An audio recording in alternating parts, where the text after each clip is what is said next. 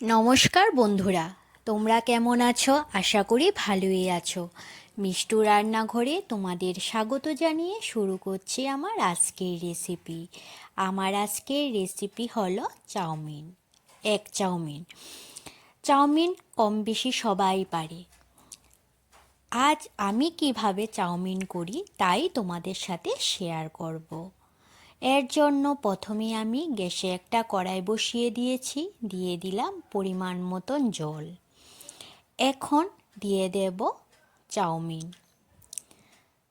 চাউমিনগুলি এখন আমি সেদ্ধ করে নেব। চাউমিন সেদ্ধ করার সময় এর মধ্যে আমি দিয়ে দেব গ্রেট করে রাখা গাজর আর দিয়ে দেব সয়াবিন।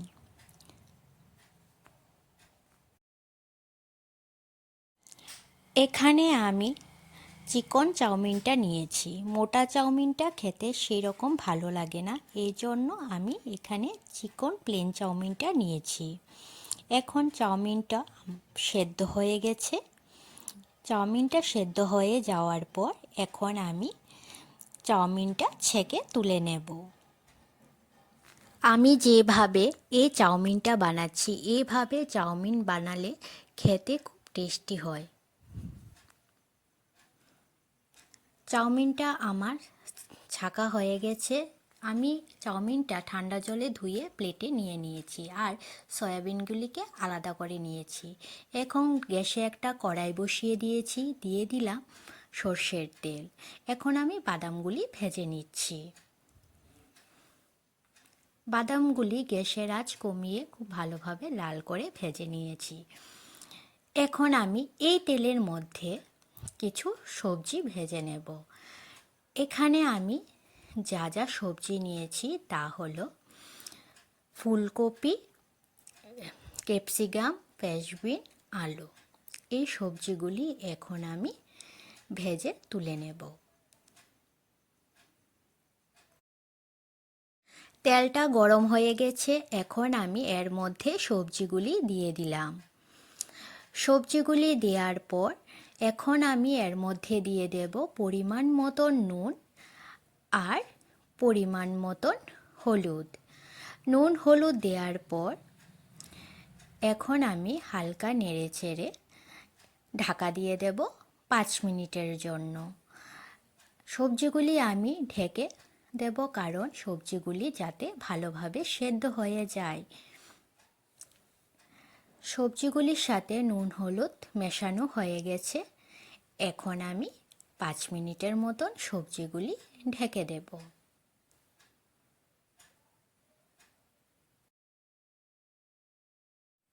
5 মিনিট পর আমি ঢাকনাটা তুলে নিয়েছি। সবজিগুলি আমার সেদ্ধ হয়ে গেছে। এখন আমি সবজিগুলি লাল লাল করে ভেজে তুলে নেব। সবজিগুলি ভাজা হয়ে গেছে। সবজিগুলিকে এখন আমি ছড়িয়ে দিচ্ছি আর মাঝখানটা ফাঁকা করে দিচ্ছি, যাতে সবজির মধ্যে যে তেলগুলি আছে সেগুলি মাঝখানে এসে জমা হয়। আর সবজিগুলি আমি এখন থালায় তুলে নেব।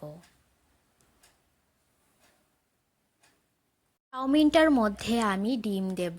এর জন্য এই তেলের মধ্যে আমি 2টো ডিমের ভুজিয়া করে নেব। এর জন্য আমি কড়ার মধ্যে 2টো ডিম দিয়ে দিলাম, দিয়ে দেব সামান্য নুন। এখন আমি ডিমের ভুজিয়াটা করে নেব। ডিমের ভুজিয়াটা আমার করা হয়ে গেছে। এখন আমি ডিমের ভুজিয়াটা থালায় নামিয়ে নেব। ডিমের ভুজিয়াটা নামানোর পর এখন আমি কড়ার মধ্যে দিয়ে দিলাম অল্প পরিমাণ তেল। তেলটা গরম হয়ে যাওয়ার পর এর মধ্যে আমি সয়াবিনগুলি ভেজে তুলে নেব। সয়াবিনগুলি আমি হলুদ আর নুন দিয়ে ভেজে তুলে নেব। সয়াবিনগুলি ভেজে চাউমিনের মধ্যে দিলে সয়াবিনগুলি খেতে স্বাদ হয়, চাউমিনটা খুব ভালো হয় খেতে।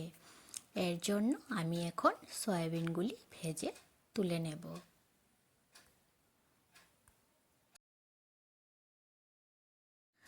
সব কিছু আমি একে একে ভেজে নিয়েছি। এদিকে সয়াবিনগুলিও আমার ভাজা হয়ে গেছে। এখন আমি সয়াবিনগুলিকে থালায় তুলে নিচ্ছি। এখন আমি চাউমিনটা করে নেব। এর জন্য গ্যাসে একটা কড়াই বসিয়ে দিয়েছি, দিয়ে দিলাম তেল। তেলের পরিমাণটা একটু সামান্য বেশি দিলে ভালো হয়, তোমরা চাইলে কমও দিতে পারো। এখন আমি দিয়ে দেব দুটো শুকনো লঙ্কা। শুকনো লঙ্কাগুলি যখন কালো হয়ে আসবে তখন এর মধ্যে আমি দিয়ে দেব পেঁয়াজ কুচি। এখানে আমি দুটো পেঁয়াজের মতন কুচি করে নিয়েছি। এখন আমি পেঁয়াজ কুচিগুলি দিয়ে দিচ্ছি। পেঁয়াজ কুচিগুলি এখন আমি ভেজে নেব। পেঁয়াজগুলি ভাজা হয়ে গেছে।